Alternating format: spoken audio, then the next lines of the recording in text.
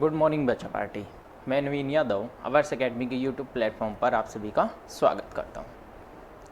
जैसा कि आप सभी को पता है, ours academy IIT JEE mains और एडवांस के लिए फ्री ऑफ कॉस्ट सारा सिलेबस यूट्यूब पर डालने वाला है।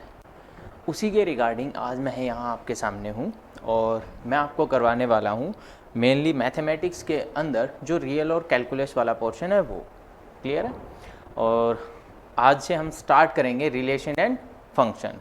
हालांकि रिलेशन जो टॉपिक है वो मेंस में नहीं आता है, ज़्यादातर क्वेश्चंस मेंस में कभी नहीं पूछता रिलेशन से रिलेटेड, लेकिन जो फंक्शन का टॉपिक है वो परसेंटेज वाइज अगर देखा जाए तो बहुत कम है, जिसमें मेंस में इतनी ज़्यादा परसेंटेज है नहीं, लेकिन उसका जो यूज़ है वो लगा के चलिए आपके कि मेंस के ये मान के चलो एक किस्म से कि हर एक टॉपिक के अंदर वो कहीं ना कहीं इन्वॉल्व हो जाएगा।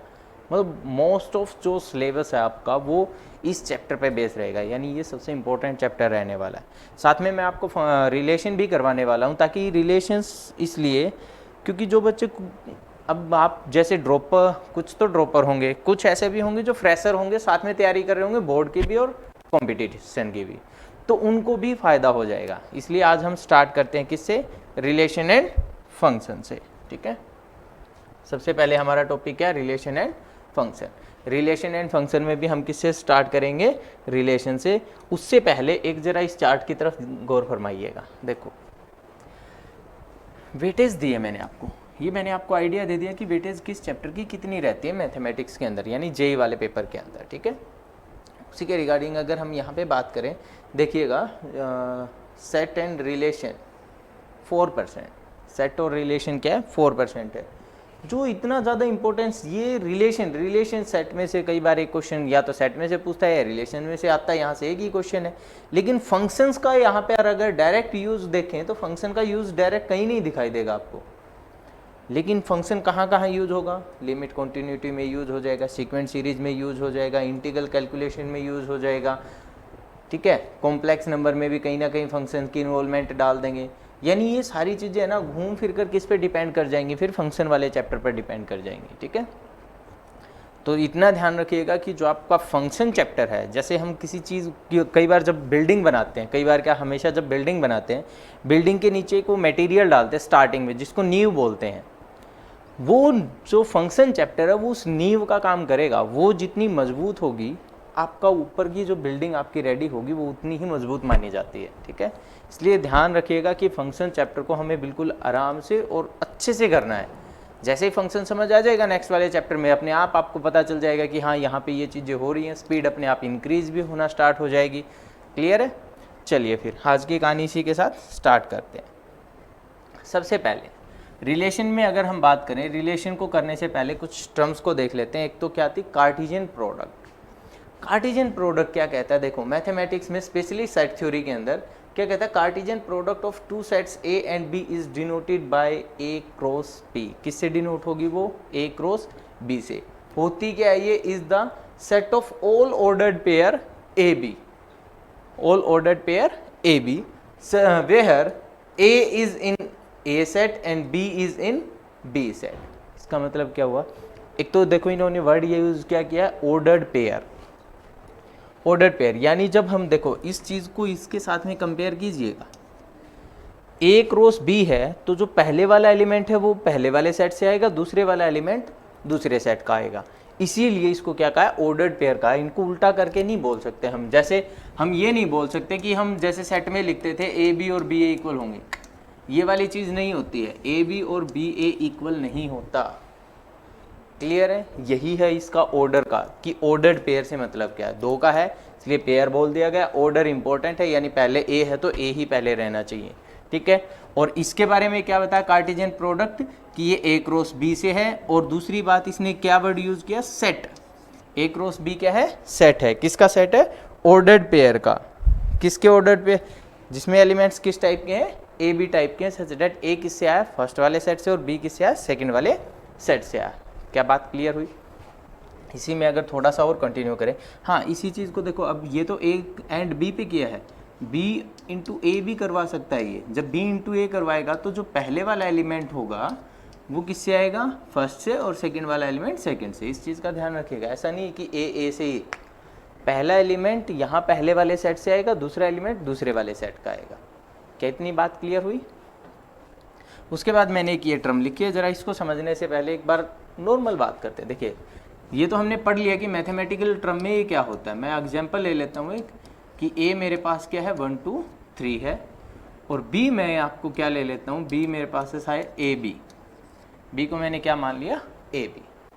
तो जो ए क्रॉस बी होगा क्या होगा, ए क्रॉस बी मीन्स जो ये कार्टेशियन प्रोडक्ट होगी ये क्या कहा, सेट होगा ऑर्डर्ड पेयर का। कैसे ordered pair, first element first से बिलोंग करेगा, यानी पहला ए अगर यहाँ से आता है तो ए किसके साथ में लिंक होगा, ए का, ए के साथ, सॉरी 1 का ए के साथ, देन 1 का बी के साथ, 2 का ए के साथ, 2 का बी के साथ, 3 का ए के साथ और 3 का बी के साथ।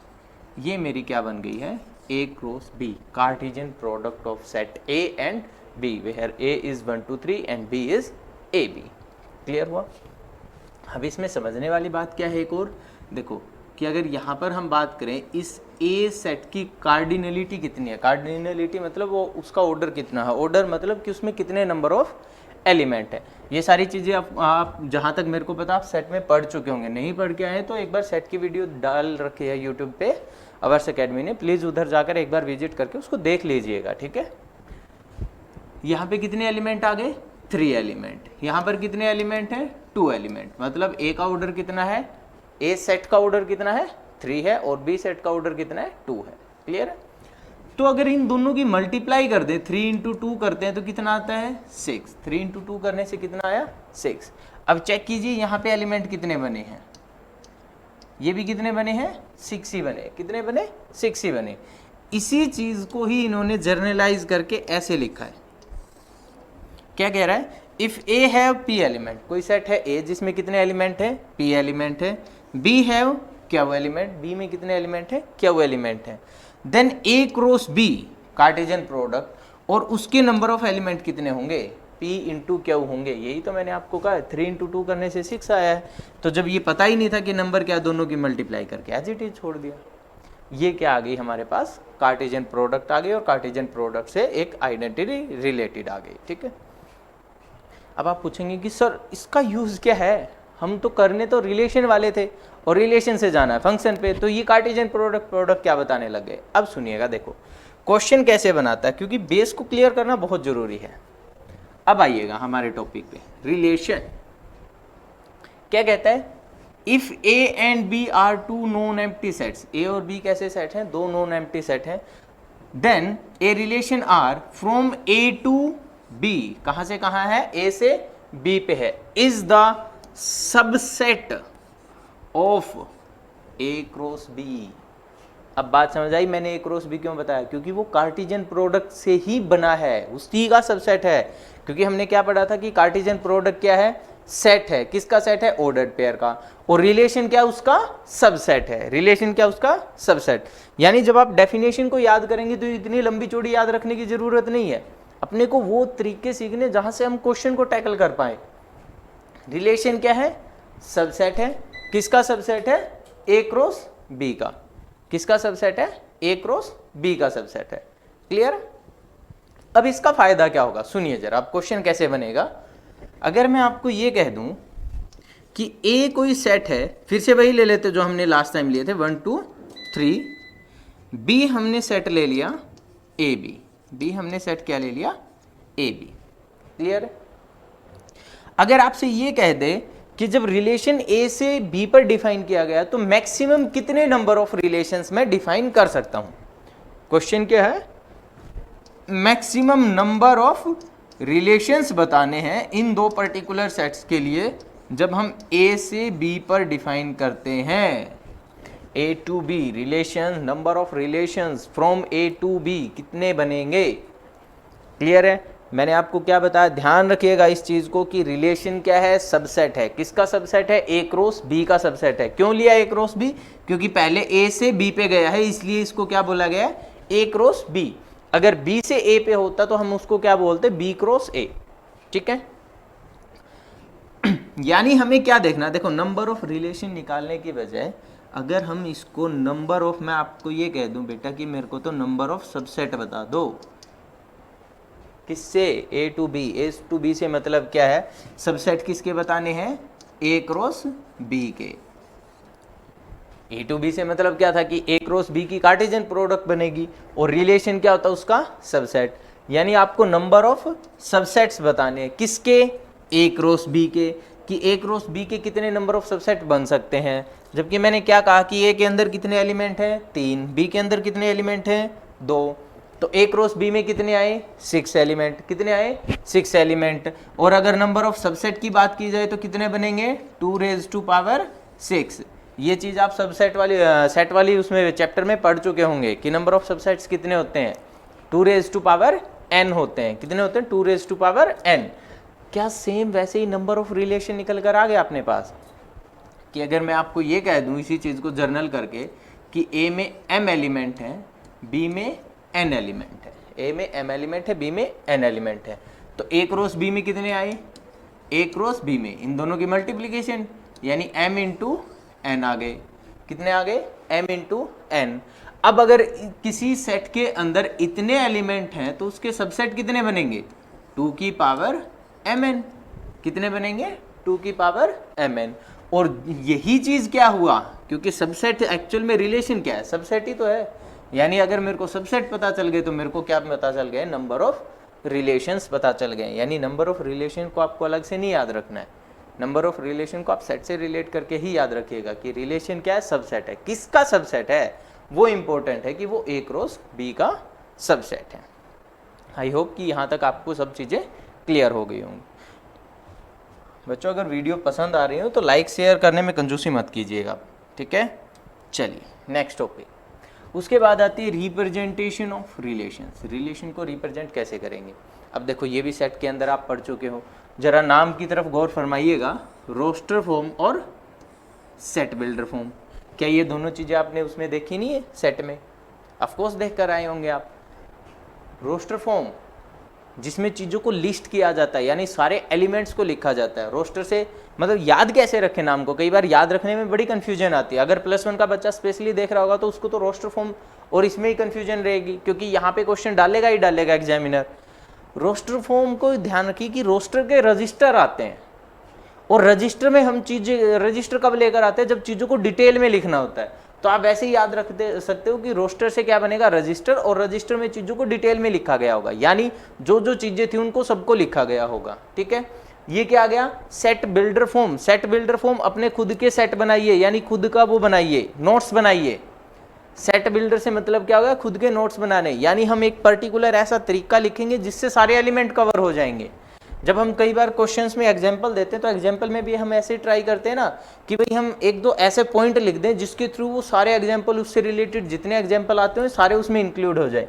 सेम वही चीज़ ये कह रहा है सेट बिल्डर फॉर्म। क्या कह रहा है? एक रूल बना दो और उस रूल से रिलेटेड सारे सेट या सारे सबसेट उसके अंदर ही आ जाएंगे, ठीक है। इन चीज़ों को ऐसे ही याद रखिएगा।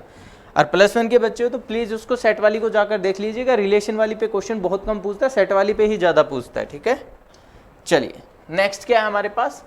Domain, codomain and range of relation. Domain, codomain and range of relation, और साथ में क्या गया? Inverse of relation. चलिए पहले इस पे बात करते हैं। देखिए मैंने आपको क्या बता, रिलेशन क्या है? सबसेट है। किसका? ए क्रॉस बी का। ए क्रॉस बी का सबसेट है तो मैंने कोई आर मान लिया। सपोज कीजिए कि ए मेरे पास क्या है? 1 2 4 5, ये मैंने सेट ए ले लिया, ठीक है। बी में सेट ले लेता हूँ 2 3 7, ओके 2 3 7, क्लियर। अगर हम रिलेशन डिफाइन कर रहे हैं, रिलेशन कहाँ से कहाँ तक है? ए से बी पे अगर डिफाइन कर रहे हैं, रिलेशन कहाँ है? ए से बी पे। किस टाइप से? कि उसके कुछ एलिमेंट मैं आपको लिख के दे दूँ। मान लो कि मेरे पास आ गए हैं 1 2 आ गया है, 2 से 7 आ गया है, 3 से भी 7 आ गया है, 5 से 2 आ गया है। सपोज कीजिए कि मैंने आपको ये रिलेशन दे दिया भाई, जब हमने ए से बी पे डिफाइन किया तो ए से बी पे कोई रिलेशन इस टाइप का आया है, ठीक है। तो रिलेशन जब आ जाएगा, जैसे ही आपके पास रिलेशन आ जाएगा आप उसकी डोमेन बता सकते हैं। कैसे? कि इस रिलेशन के अंदर जितने भी एलिमेंट्स हैं ना, इन एलिमेंट्स का जो फर्स्ट वाला एलिमेंट होगा, इन एलिमेंट्स के अंदर जो फर्स्ट वाला एलिमेंट होगा वो क्या होगा, डोमेन ऑफ रिलेशन होगा। क्या होगा, डोमेन ऑफ रिलेशन। और डोमेन होता है क्या है, सेट ही होता है, ध्यान रखिएगा, होता है क्या, सेट। यानी ये क्या होता है, collection of all the elements that whose relation with the another element. मतलब डेफिनेशन वगैरह में कुछ ज़्यादा इन्वॉल्वमेंट रखिएगा मत, सिंपल सी बात है कि यहाँ पे देखो ये वाले जो एलिमेंट्स हैं कौन कौन से, 1 2 7 5, 1 2 7, सॉरी 7 नहीं था यहाँ पे 3 था, हाँ एक मिनट, 3 3 3 3 नहीं था यहाँ पे, 4 कीजिएगा, 3 पॉसिबल नहीं हो सकता, 4 और लास्ट में क्या आ गया 5, ठीक है।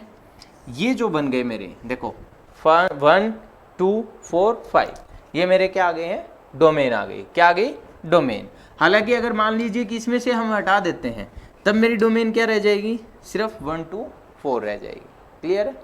रेंज की अगर बात करें तो पीछे वाले एलिमेंट को उठा लीजिए, इसके पीछे वाले एलिमेंट कौन हो जाएंगे, 2 आ गया, 7 आ गया, 7 आ गया, मतलब 2 और 7, ये मेरी क्या हो गई है, रेंज हो गई है इस पर्टिकुलर रिलेशन के लिए। ठीक है, इस पर्टिकुलर रिलेशन के लिए जो पहले एलिमेंट अब उठाए वो डोमेन, जो पीछे वाले एलिमेंट उठाए वो रेंज। क्लियर।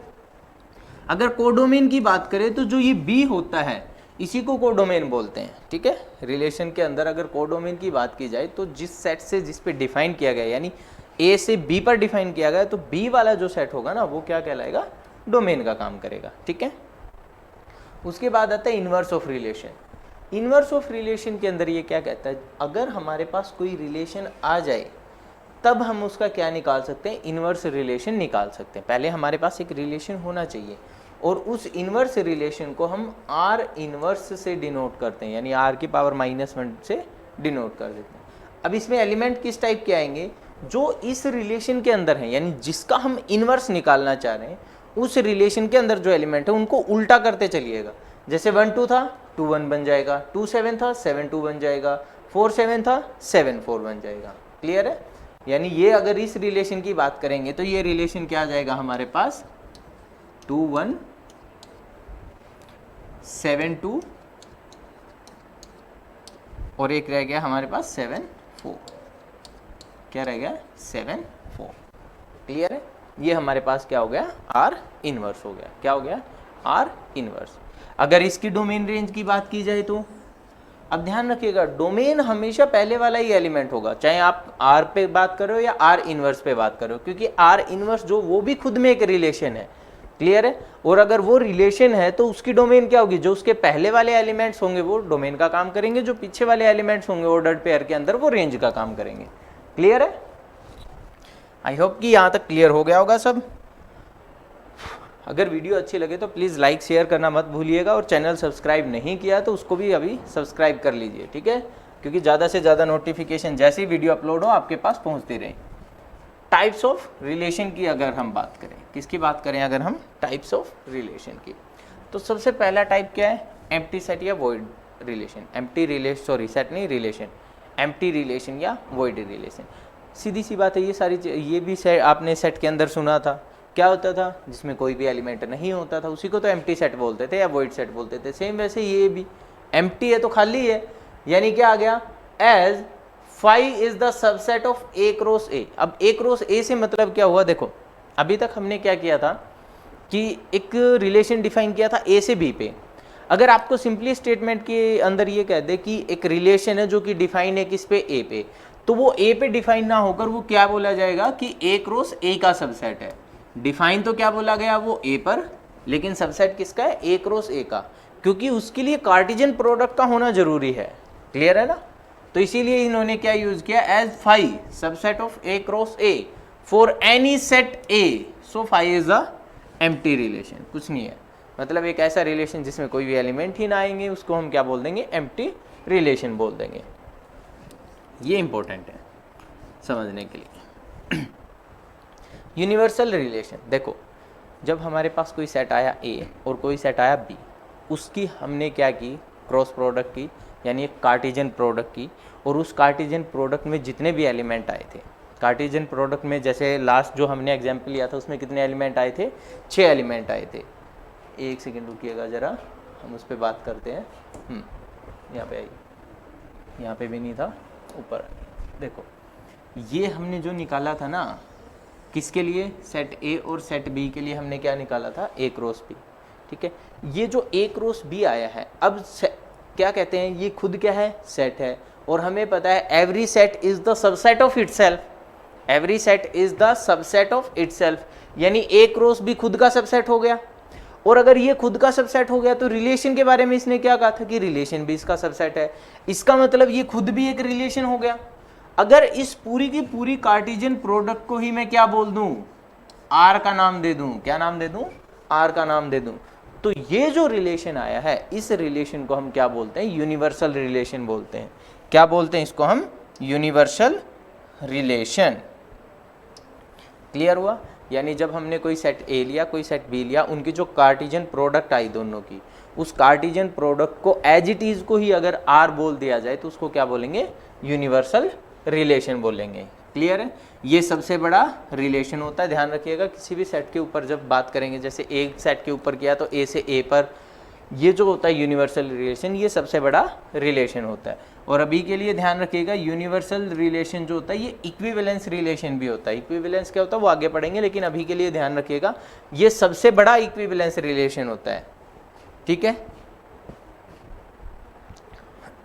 सॉरी, क्या कहा हमने, ए क्रॉस ए पे, यानी ए पर हमने कोई रिलेशन डिफाइन किया, ए क्रॉस ए आया, ए क्रॉस ए पूरे को ही अगर मैंने रिलेशन बोल दिया तो वो क्या बन गया, यूनिवर्सल रिलेशन।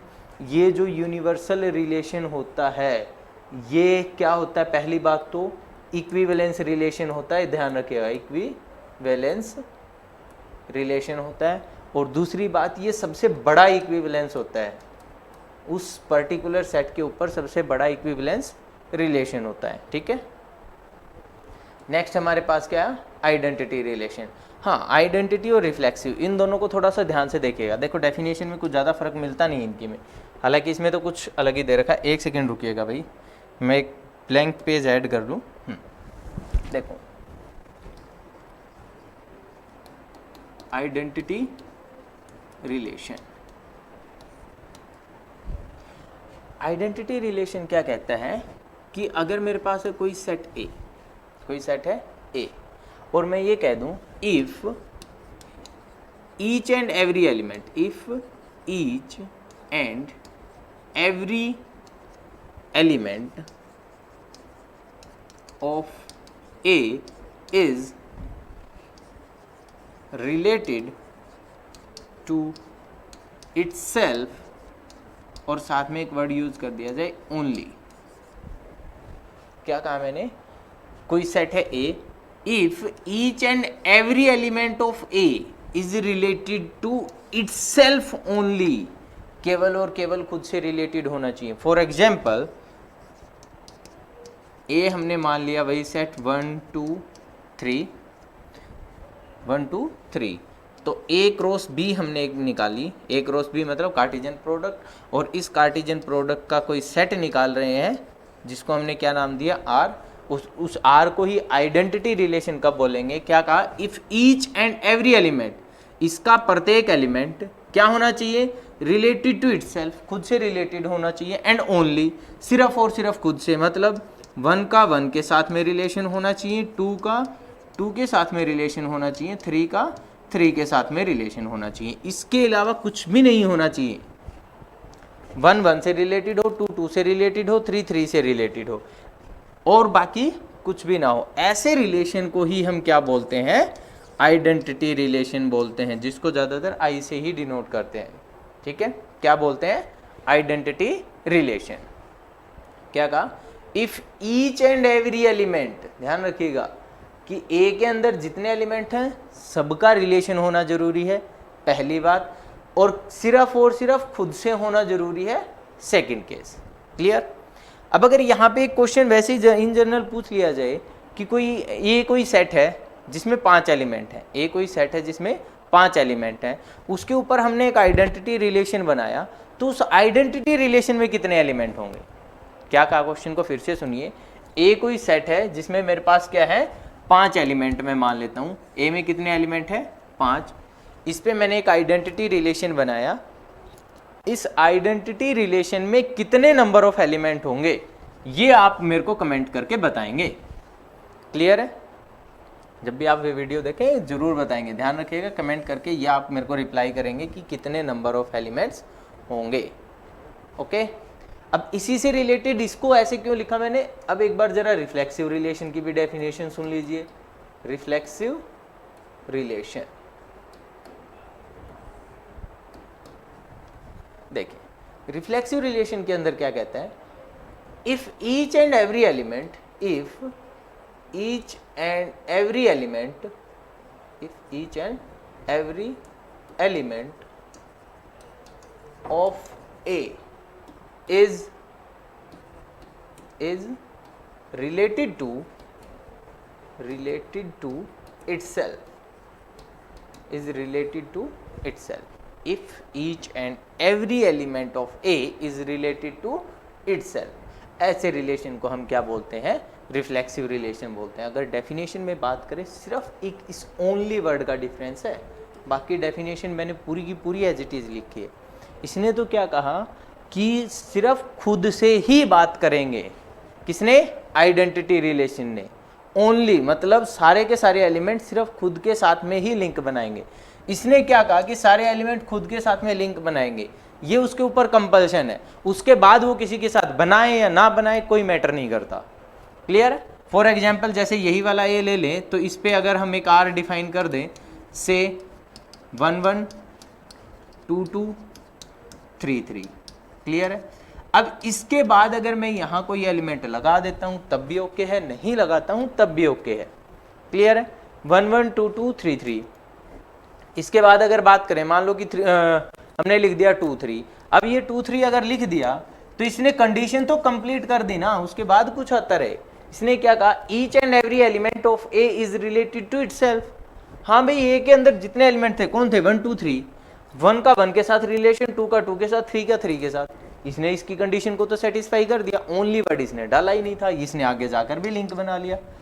मतलब याद रखने के तरीके ढूंढो अपने खुद के, कि चीज़ों को याद कैसे रखते हैं। देखो मान लो आप और आपका कोई भी ब्रदर सिस्टर है आपके घर पे, आप लड़ाई कर रहे थे, मम्मी ने पकड़ लिया, ठीक है। मम्मी ने क्या किया, पहले तो दोनों को जमकर पीटा, उसके बाद क्या कह दिया, कोई बात नहीं करेगा एक दूसरे से, आपको अगर बातें करनी है तो आप खुद से बात कीजिए, ब्रदर या सिस्टर के साथ बात नहीं करनी है। ये तो रिलेशन हो गया आइडेंटिटी रिलेशन। क्या हो गया, आइडेंटिटी रिलेशन। आप अपने आप से ही बातें करेंगे, बाकी नहीं करेंगे, ठीक है। इन्होंने क्या कहा कि आप कोई सुजेशन भी लेकर आए हैं, तो इन्होंने क्या कहा, पहले आप अपने आप से बात करेंगे, यानी अपना, जैसे कई बार वो होता है ना, खाना खाने की ट्रेन आती है, छोटे बच्चों को देखना, तो खुद का खाना, मम्मी क्या कहती है कि पहले आप अपना खाना फिनिश करो फिर बाकी काम करना। तो ये वही चीज़ है, पहले अपना फिनिश करके फिर दूसरे के तरफ जा सकता है, कोई इशू नहीं है, अपना कंप्लीट होना जरूरी है। क्लियर है?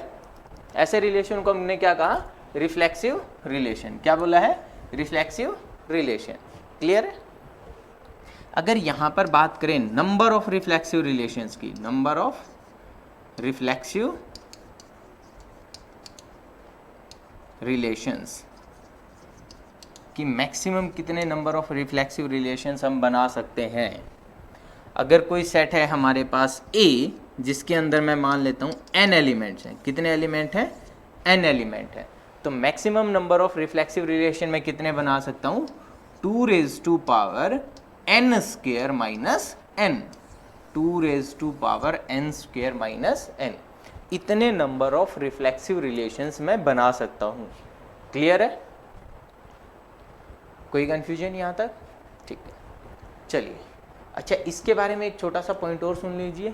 जो ये आइडेंटिटी रिलेशन है, ये भी कैसा रिलेशन होता है, एक मिनट, हाँ, जो ये आइडेंटिटी रिलेशन है ये भी कैसा रिलेशन होता है, ये इक्विवेलेंस रिलेशन भी होता है। ध्यान रखिएगा, जैसे मैंने यूनिवर्सल के अंदर बताया था कि यूनिवर्सल जो वो इक्विवेलेंस रिलेशन होता है, सेम ऐसे ही आइडेंटिटी जो रिलेशन है वो भी इक्विवेलेंस रिलेशन होता है हमेशा, पहली चीज।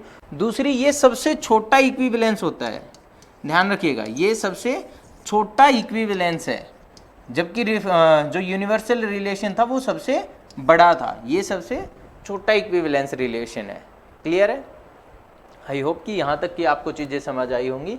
आज के लिए इतना ही करते हैं, बाकी करेंगे नेक्स्ट क्लास में, ठीक है। आज थोड़ा सा गले में भी मेरे को इश्यू लग रहा है, लेकिन आप लोगों से मिलना भी मेरे को ज़रूरी था ताकि थोड़ा सा मैं आपको आइडिया भी दे पाऊँ, ठीक है।